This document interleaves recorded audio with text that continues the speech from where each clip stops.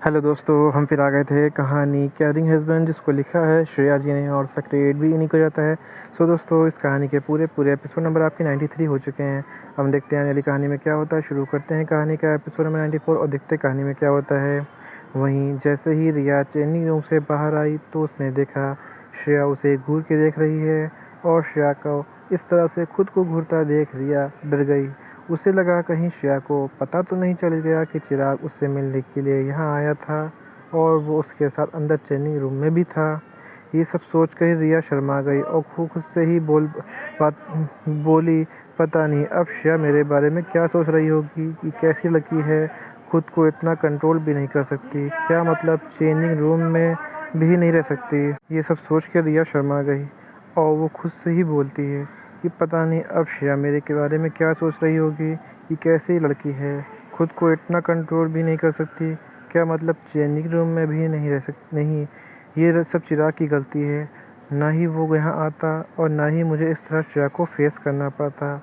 अगर श्रेया ने मुझसे कुछ भी कहा तो मैं तो बोल दूँगी ये चिराग ही था जो बिना बताए आ गया था, और हाँ, ये सब चिराग की वजह से ही हुआ है। रिया यही सोच रही थी कि श्रेया उसे आवाज़ सुनाई दी जो उसे गुस्से में बोल रही थी, तू अंदर लहंगा ट्राई कर रही थी या सो रही थी? मैं कब से तेरा इंतज़ार कर रही हूँ, तुझे पता भी है। वहीं श्रेया की बात सुनकर रिया ने चैन की सांस ली कि श्रेया को चिराग के यहाँ आने के बारे में कुछ भी नहीं पता चला, वरना पता नहीं वो उसे कैसे फेस करती।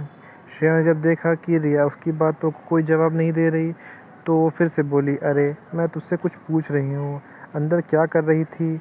तुझे सुनाई दे रहा है कि नहीं? रिया श्रेया का हाथ पकड़ के काउंटर की तरफ ले जाते हुए बोली, क्या कर रही थी? मतलब क्या लहंगा ट्राई कर रही थी? और क्या? और और मेरे को ये लहंगा बहुत पसंद आया है और मैं ये ले रही हूँ। श्रेया को भी वो लहंगा बहुत पसंद आया था, पर रिया रिया से कुछ और पूछना चाहती थी, पर रिया उसे बोलने का मौका ही नहीं दे रही थी।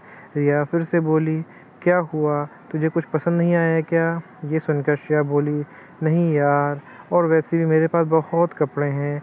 ये सुनकर रिया, हाँ मुझे पता है, फिर भी मेरी यार की एंगेजमेंट है, मेरी तेरी बेस्ट फ्रेंड की एंगेजमेंट है, तुझे कुछ तो लेना ही चाहिए था ना। पर श्रेया ने फिर भी मना कर दिया।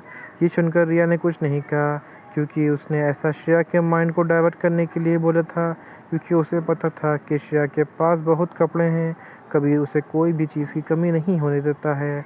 और अब जब उसने देखा कि श्रेया अब उसके बारे में कोई बात नहीं कर रही, तो उसने एक राहत की सांस ली और फिर उसने लहंगे का पेमेंट किया और वो दोनों वहाँ से निकल गए। वहाँ से निकलने के बाद वो दोनों वहीं उसी मॉल के बने फूड कोर्ट में चले गए, क्योंकि दोनों को ही बहुत भूख लगी थी। वहाँ पहुँचकर श्रेया ने अपना फेवरेट पिज़्ज़ा और रिया ने अपना फेवरेट बर्गर ऑर्डर किया। फिर दोनों ने अपना अपना खाना फिनिश कर अपने अपने घर चले गए। श्रेया जैसे ही घर पहुँची वो सीधा अपने रूम में चली गई। वो जैसे ही रूम के अंदर गई, किसी ने उसे कमर से पकड़कर अपनी तरफ खींच लिया और उसे किस करने लगा। ये सब इतनी जल्दी हुआ कि श्रेया डर गई, पर उसने जल्दी से खुद को संभाल भी लिया, क्योंकि वो उस टच को बहुत अच्छे से पहचानती थी। पहले उसने अपनी बड़ी हुई धड़कनों को कंट्रोल किया और फिर कबीर की तरफ देखा जो उसे बहुत वाइडली किस कर रहा था। श्रेया को समझ नहीं आ रहा था कि शब्बी को आज हुआ क्या है, वो इस तरह से बिहेव क्यों कर रहे हैं। सुबह तक सब कुछ ठीक था, पर फिर वो इस तरह से बिहेव क्यों कर रहे थे। कबीर को इस तरह से किस करते देख श्रेया को बहुत दर्द हो रहा था, पर उसने कबीर को खुद से दूर नहीं किया, क्योंकि उसे पता था अगर ऐसा उसने किया तो उससे कबीर और नाराज़ हो सकता है और उससे गुस्सा बढ़ जाएगा कबीर का। श्रेया अपना एक हाथ कबीर के बालों में ले गई और दूसरा हाथ से कबीर को पकड़ लिया और उसे धीरे धीरे सहलाने लगी, और श्रेया के इस तरह करने से कबीर धीरे धीरे शांत होने लगा। वो अभी भी श्रेया को किस कर रहा था, पर तभी श्रेया को अपने हाथों में कुछ गीला सा फील हुआ। जब उसने अपने हाथों की तरफ देखा तो उसे वहाँ पे खून लगा हुआ दिखाई दिया, और ये देख के उसकी आंखें और बड़ी हो गईं। और उसने जल्दी से कबीर के हाथ की तरफ देखा तो पाया कबीर की शर्ट पे पूरा का पूरा खून लगा हुआ है। ये देखकर श्रेया बुरी तरह से घबरा गई और उसकी आंखों में आंसू आ गए, और वो आंसू भरी आंखों से कबीर की तरफ देखने लगी, पर उसने देखा कि कबीर के चेहरे पे अभी भी कोई एक्सप्रेशन नहीं था। उसका चेहरा पहले की तरह एक्सप्रेशनलेस था और वैसे ही उसे किस कर रहा था। कबीर को इस तरह देखकर श्रेया को बहुत बुरा लगा। अगर उसे कबीर का खून नहीं देखा होता तो उसे पता ही नहीं चलता कि कबीर को इतनी बुरी तरह से घायल है। जब कबीर ने श्रेया को रोते हुए देखा तो वो घबरा गया और उसे लगा कि उसके इस तरह से किस करने की वजह से श्रेया रो रही है। कबीर जल्दी से श्रेया के दोनों गालों पे अपने हाथ रखते हुए बड़े प्यार से पूछा, क्या हुआ वाइफी, तुम रो क्यों रही हो? क्या तुम मेरे इस तरह किस करने की वजह से रो रही हो? ठीक है, देखो अब मैं तुम्हें नहीं किस कर रहा हूँ, अब चुप हो जाओ। पर श्रेया ने कबीर की बात का कोई जवाब नहीं दिया और हुआ भी नहीं दिया। वो बस रोते हुए कबीर के हाथों को देख रही थी। वो जल्दी से कबीर के हाथों को पकड़ते हुए अपनी घबराई आवाज़ में बोली, हब्बी, ये आपके हाथ को क्या हुआ है? आपके हाथ से तो खून निकल रहा है। हब्बी, आपको तो बहुत चोट लगी है। श्रेया इस समय बहुत घबराई हुई थी, जो उसकी आवाज़ से साफ पता चल रहा था। वहीं कबीर को अब समझ आया कि श्रेया इतना रो क्यों रही थी।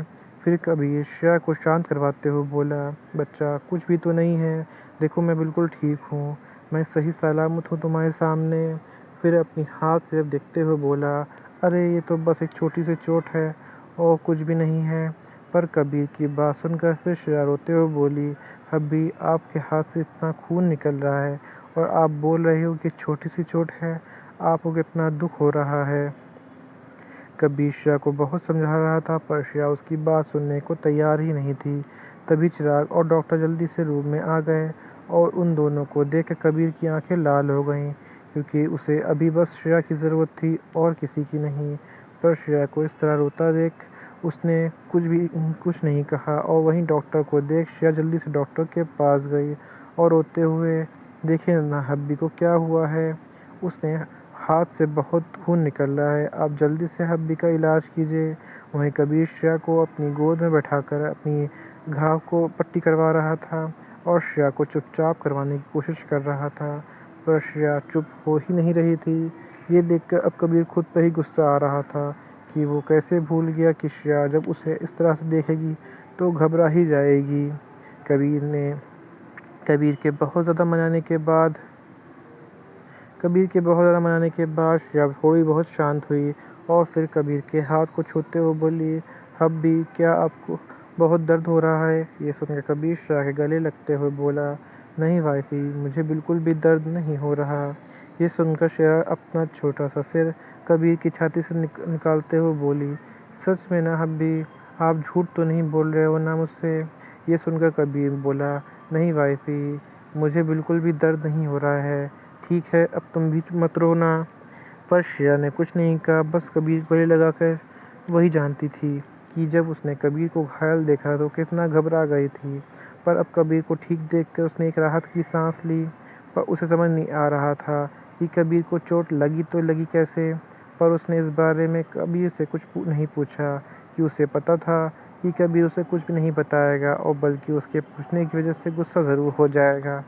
यहीं पे कहानी का एपिसोड नंबर आपका 94 कंप्लीट होता है। सो दोस्तों, आपको एपिसोड नंबर 94 कैसा लगा हमें कमेंट करके ज़रूर बताइएगा। कहानी को ऐसा अंश ऐसा भाग जो आपको समझ में ना आया हो, आपको अटपटा लगा हो, तो भी हमें कमेंट करके ज़रूर बताइएगा। कहानी अच्छी लगी तो उसको लाइक कीजिएगा, शेयर कीजिएगा, चैनल को सब्सक्राइब करिएगा ताकि आपको हमारे आने वाली अगली वीडियो अब तक आसानी से पहुँच सके। सो दोस्तों, हम फिर मिलेंगे एक नए वीडियो के साथ, एक नए एपिसोड के साथ। तब तक के लिए मुझे इजाज़त दीजिए। धन्यवाद दोस्तों, इस दौरान मैं कोई भी एपिसोड अपलोड नहीं कर पाया। उसका रीज़न ये था कि घर में सफाई चल रही थी और मेरा लैपटॉप कहीं कहीं रख दिया गया था, जो हमको जिसके चक्कर में मेरे को समय नहीं मिल पा रहा था लैपटॉप पे काम करने का। तो अब बड़ी मुश्किल से मेरे को अब समय मिला है, सब पुताई वगैरह सब जो भी सफाई थी वो कंप्लीट हो चुकी है।